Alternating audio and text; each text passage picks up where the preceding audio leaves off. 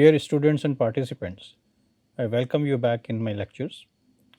Now we are going forward and we will be discussing about the rail length, the test to be carried on the rails and some of the failures related to the rail length.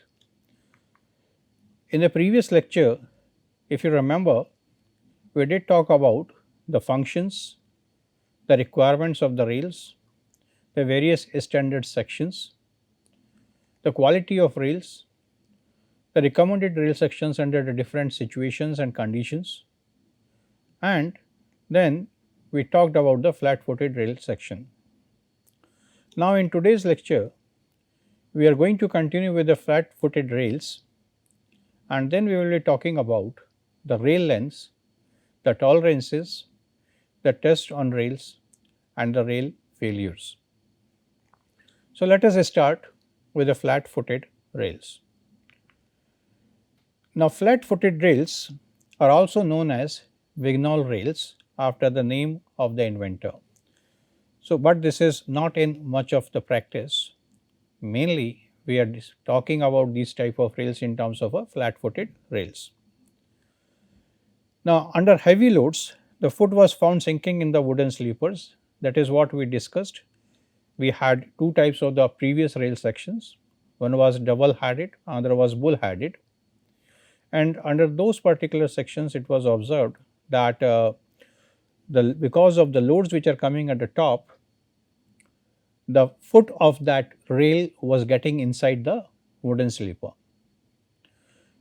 Now looking at that, it gave an idea that because of the concentration of the force or the pressure which is being exerted on the sleeper, this is happening, and therefore we need to remove the concentration of those forces.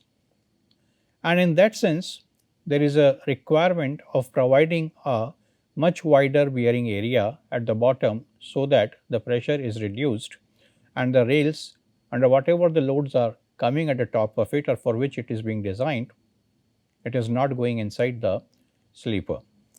So that means the steel bearing plates below the foot were supposed to be provided so as to do the load distribution. Now if you have a more flatter surface like this, as you can see in the photograph on the right hand side, that means whatever the loads are coming at the top, the load P is getting distributed through this wider area. So the possibility of sinking of these foots will be lesser. Now this is the rail or the rail section which we must say is widely used in India. Now what are the merits of a flat footed rail over the other sections? If you remember, we discussed about some of the comparative conditions of the bull headed rail, double headed rail and the flat footed rail in the previous lecture. Now here we are emphasizing only the merits or the demerits of the flat footed rail. The merits are that these are easy to fix, they are economical. Economical, when we say, it will be in terms of the cost as well as in terms of the maintenance. The two things needs to be talked about.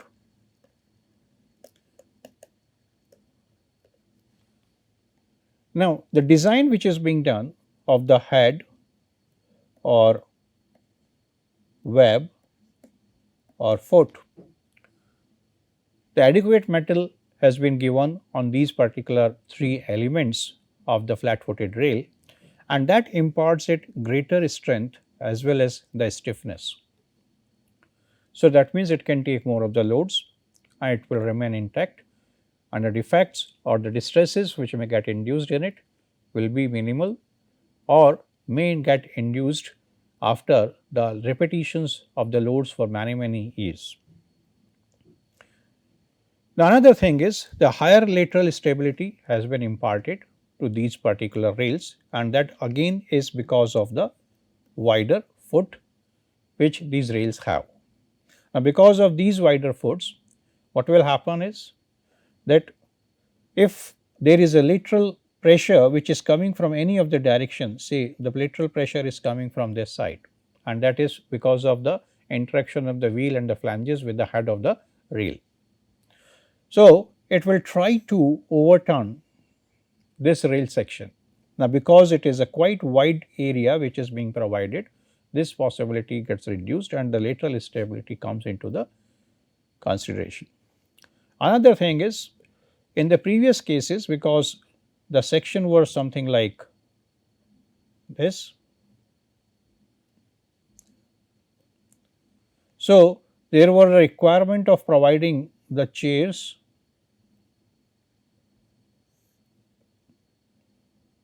in this form, so that those rail sections can be put in position. But in these particular cases, there is no requirement of keys and chairs, but then the question arises that how they are going to be placed at the top of the sleeper.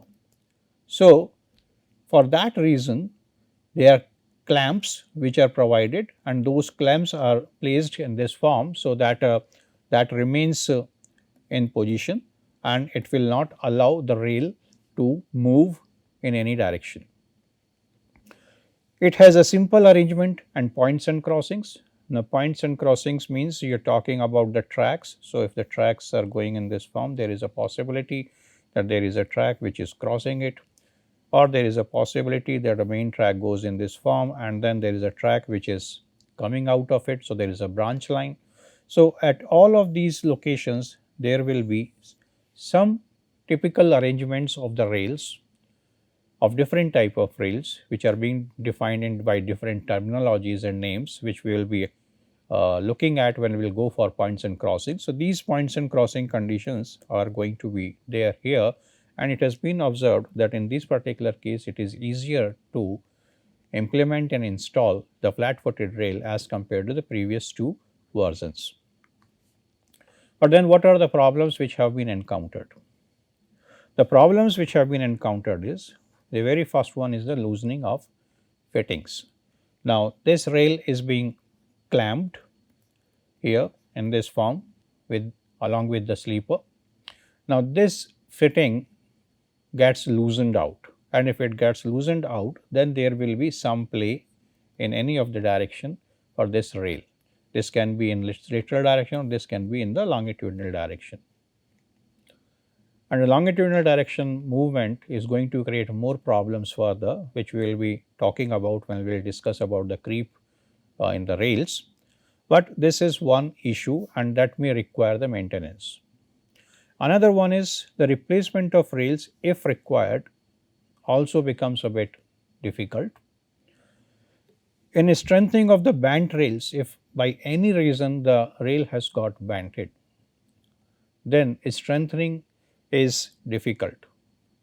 You may have to probably cut those particular sections and refit another section there, which is a street section.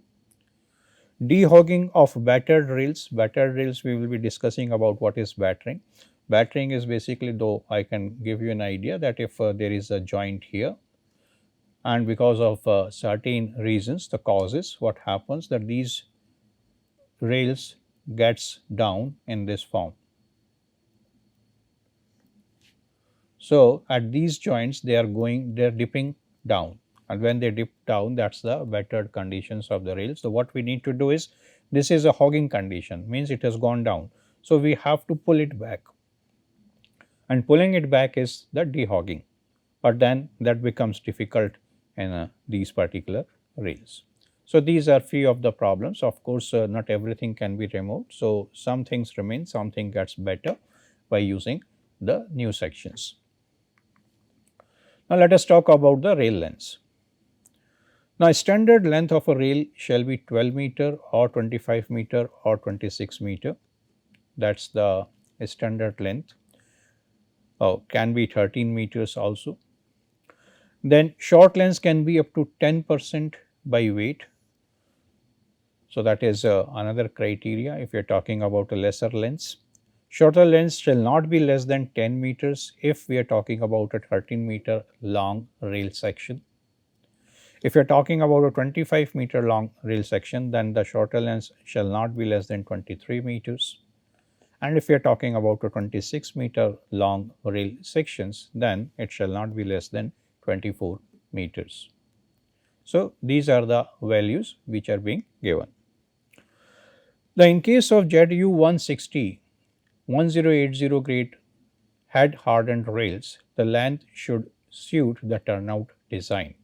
So, whatever is the turnout is there, we have to design first of all the turnout, then for different reasons, like when I say turnout as I have shown you, it is something like this. So, this is a right hand turnout condition which will be there. There is a possibility that it can be on the other direction also. So, this turnout when you are designing, so there will be lengths of various sections like this, the curved sections and the straight sections. So, there it says that if you are using Z 160 1080 grade, this is the one of the highest rail sections which we discussed previously, then the lengths can be adjusted or we can manufacture in that form also. Now, the length is going to be governed by what factors? The very first thing is the manufacturing and the ease of manufacturing. We cannot have a rail of length like 200 meters, 300 meters, 50 meters, 100 meters. So, we need to see that what type of machinery is available, what type of rolling or mold systems are available, and on the basis of that the lengths are going to be created. Another thing is that the cost of manufacturing. If you are going to those particular type of bigger lengths, then there will be requirement of say heavy machinery or a machinery which can roll out the rail lengths in the longer system. It means you need to have a very big industry length, then it will increase the cost unnecessarily, and there will be many other problems related to that, like how to transport those bigger lengths. So, you will require some bigger vehicles to do that, and that is not available. So, that is also a factor. We need to correlate these two things, the manufacturing versus the transportation.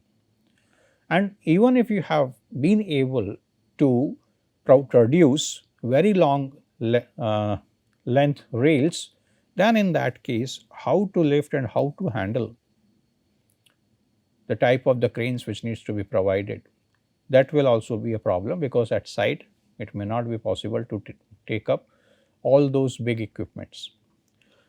Then another issue will come up in terms of an expansion gap requirement, and this expansion gap requirement is related with the thermal effects.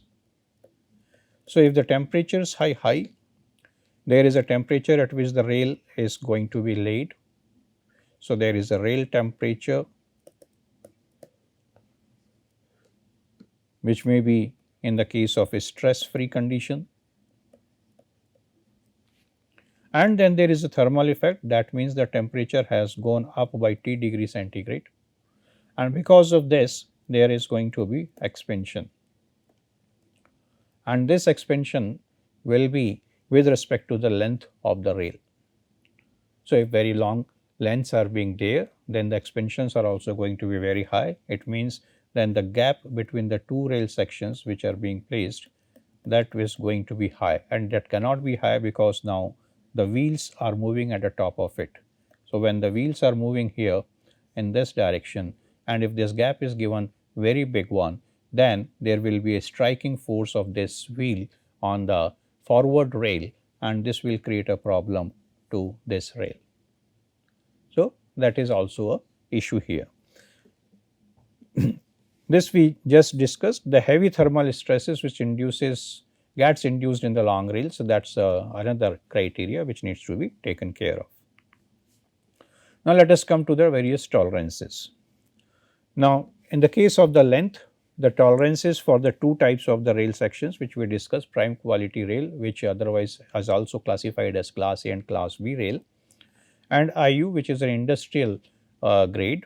So, in these two cases, in the case of prime quality, what we have is that it is plus 20 mm to minus 10 mm, that is the range. So, a range has been talked here. Similarly, when you talk about the industrial use grade, then it is plus 30 to minus 30. So, the range here is more wider as compared to the prime quality rail or the rails which otherwise are being used in the normal main lines or tracks or branch lines. Now, straightness of the rail can be checked using 1.5 meter straight edge, and permeable deviation is 0.70 mm measured as an ordinate on a chord of 1.5 meter. So, if you are talking about say any of length, so say a rail is there and it has just got in this form.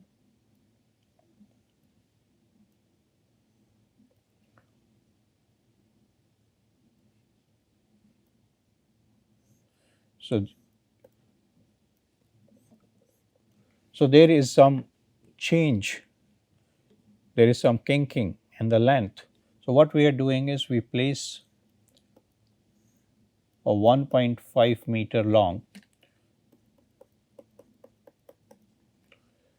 straight edge, and then at the center of it we try to identify that and we try to measure what is this deviation, and that deviation has to be within the tolerance limits.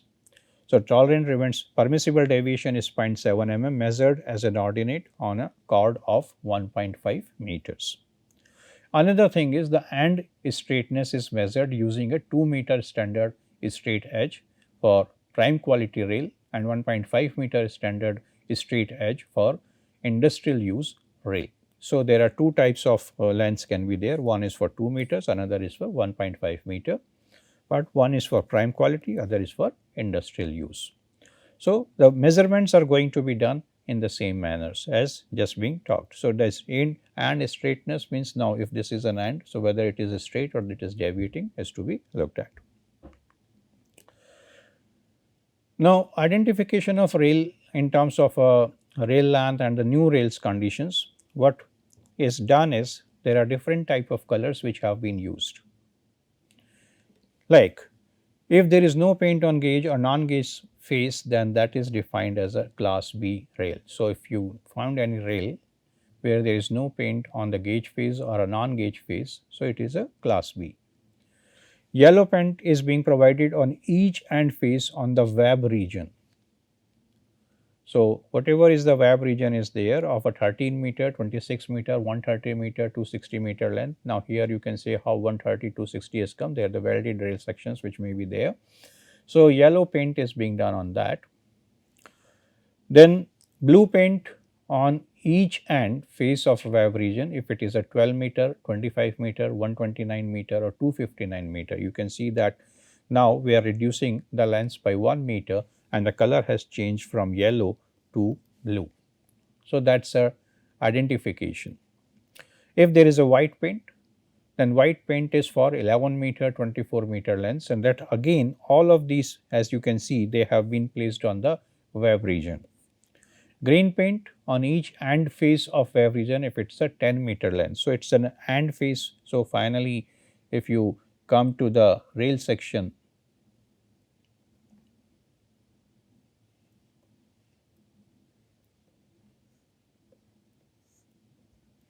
so on this particular rail section if you are talking and that is an end. So, here if we assume that the rail is going in this form, then the green color has been provided here and that is a 10 meter length of the rail section. So, that means you can have 10 meters, you can have 11 meters, you can have 12 meters and you can have 13 meters lengths, and the their multiplications can also be there in terms of 1, 2, 3 times, and accordingly the colors are going to be different. Now, let us look at the tolerances here. Tolerances in the end straightness, and this varies between 0.5 mm and 0.7 mm for a prime quality rail in the horizontal direction. And if we are talking about a vertical direction, then it is 0.4 mm and 0.5 mm. So, these are the tolerances which are being allowed. So, in the case of vertical direction, the tolerances are lesser as compared to the horizontal direction. Then 1.5 mm for the industrial use rails in horizontal direction as well as vertical direction. So, in both of the directions that has been taken as same. Now, tolerance is nil for vertical direction down sweep in both quality rails. Values measured as a maximum ordinate on a chord of 2 meter or 1.5 meter depending on which particular type of a rail, the prime quality or industrial use rail we are talking here, and we are interested to look at the lengths. So, that straight edge has to be considered. Now, here in the case of prime quality, the values are being given and they are from IRS T12 2009, which is related with the rail sections and tolerances. So, it says that in the case of overall height of the rail, the values ranges between plus 0.8 mm and minus 0.4 mm. If we talk about the width of the head, it is plus minus 0.5 mm, and this will be measured 14 mm below the rail top. So, if we are talking about the rail top here, it means from this surface we go 14 mm down and there it is being measured. Width of flange. Now, for sections less than 60 kg per meter, it is plus minus 1 mm. For section 60 kg and above, that is the heavier sections, it is plus 1.2 mm to minus 1.0 mm. So, here again there is a range being given.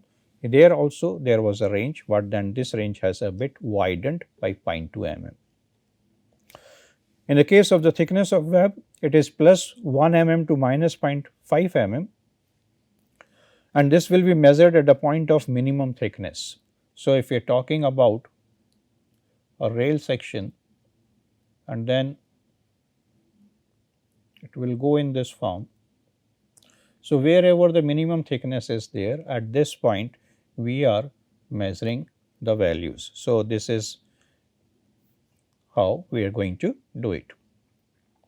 Then vertically your asymmetry is plus minus 1.2 mm and it is measured by gauge, which is given in the appendix 5 for IRST 12 2009.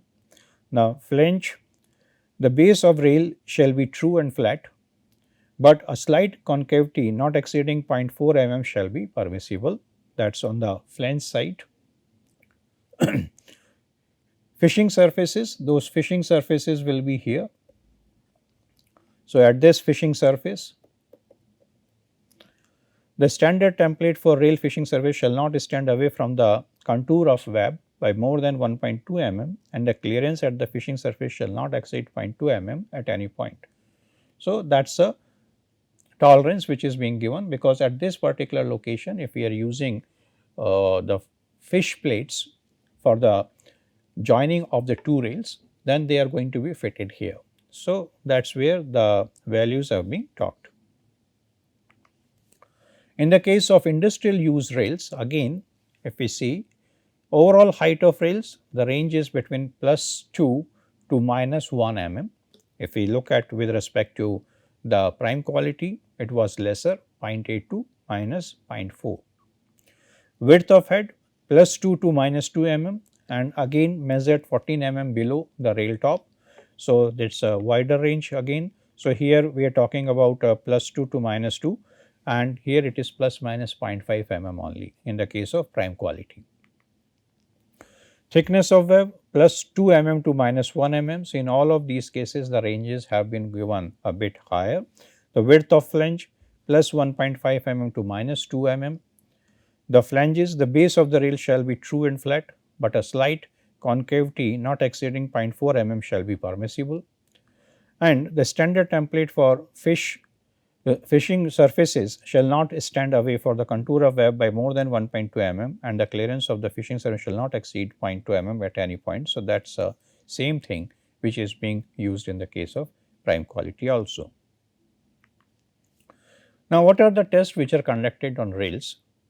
They have been defined with respect to the grade of steel which is used for the manufacturing of those rails. So, for grade 880, 1080 CR, 880 CM, 880 NC or 880 VN or 880 NB, and these CR, CM, NC, V and NB, they are the minerals, chemicals which have been used for the manufacture of those rails. So, you can have chromium, you can have copper, manganese, nickel, cobalt likewise.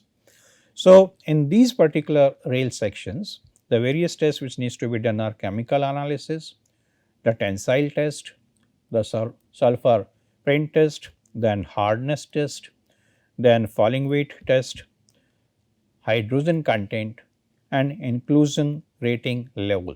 These are the various tests which are conducted. We will not be going into the details of these tests, just for idea that what type of test needs to be conducted here.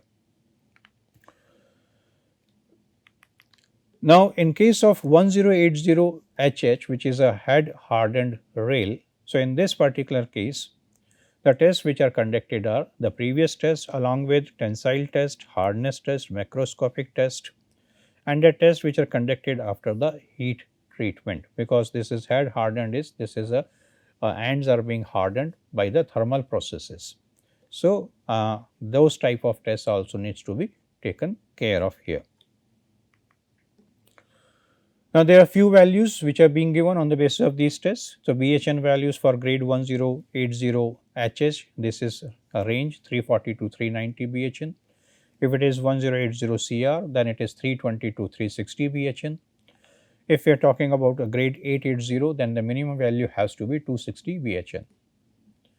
The fracture toughness is also being tested, and for again the three categories of the steel grades, the minimum single value and the minimum mean value, these two things have been given in MPa meter under root of that. So, this is 26, 24 and 30 in case of minimum single value, and minimum wheel value they are 29, 26 and 32 respectively. In case of fatigue test, each sample should endure 10 million cycles at a strain of 0.00135. So, that is the testing condition which is being specified for the fatigue test.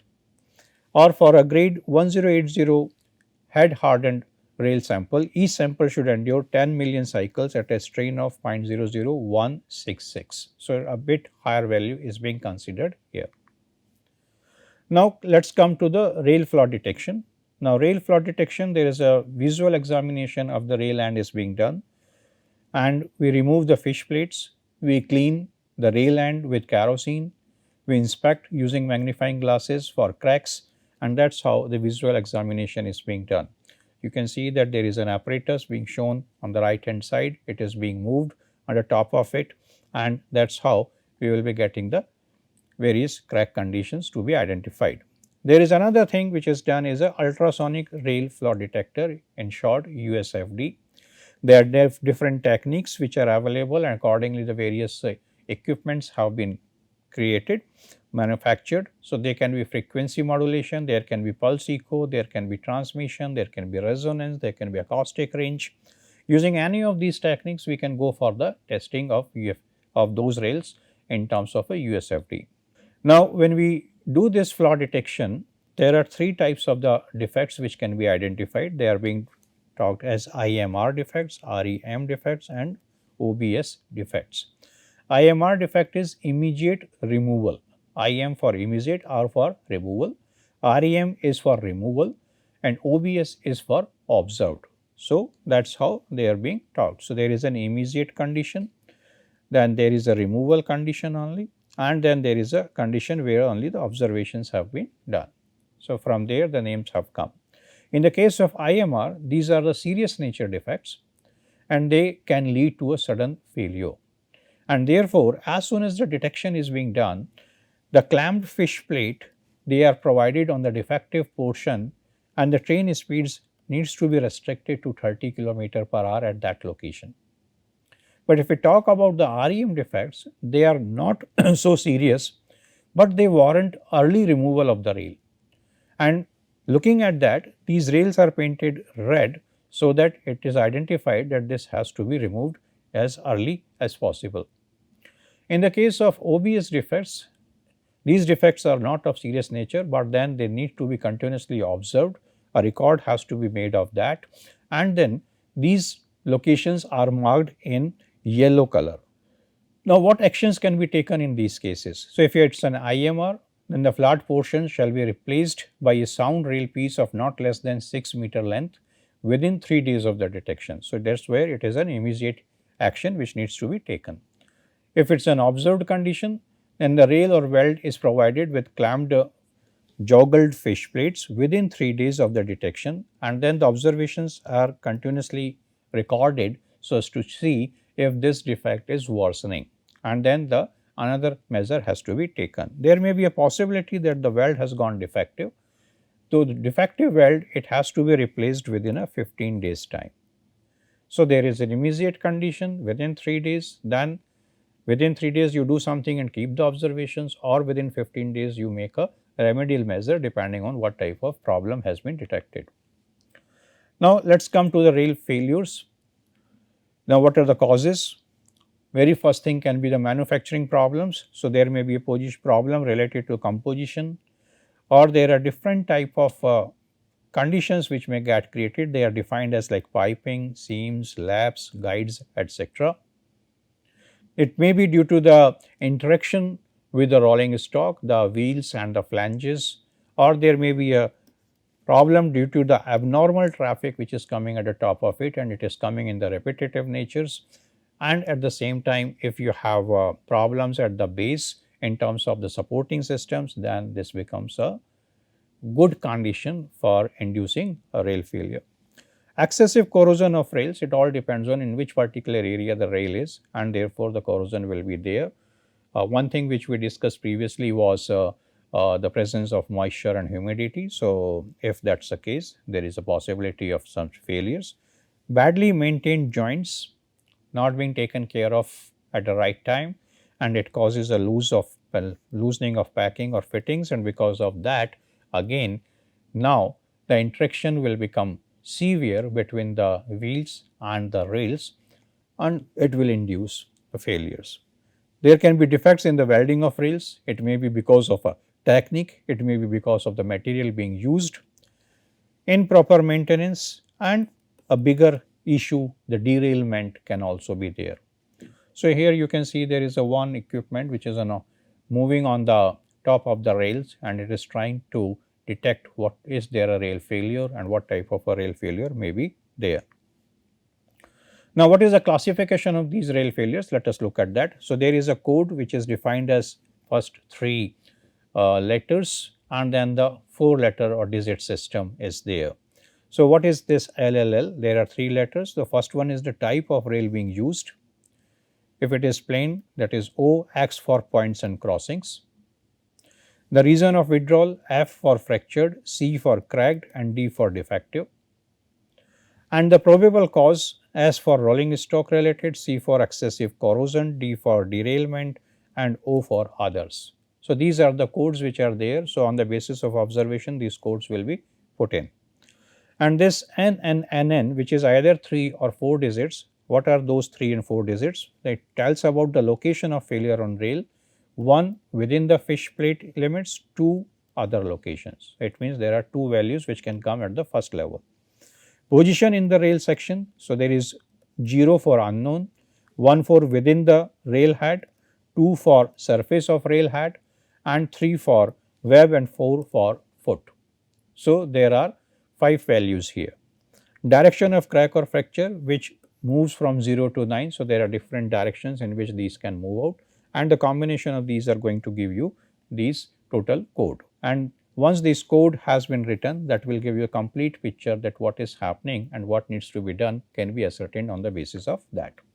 So, in this lecture what we have discussed, we have talked about few things related to the flat footed rail.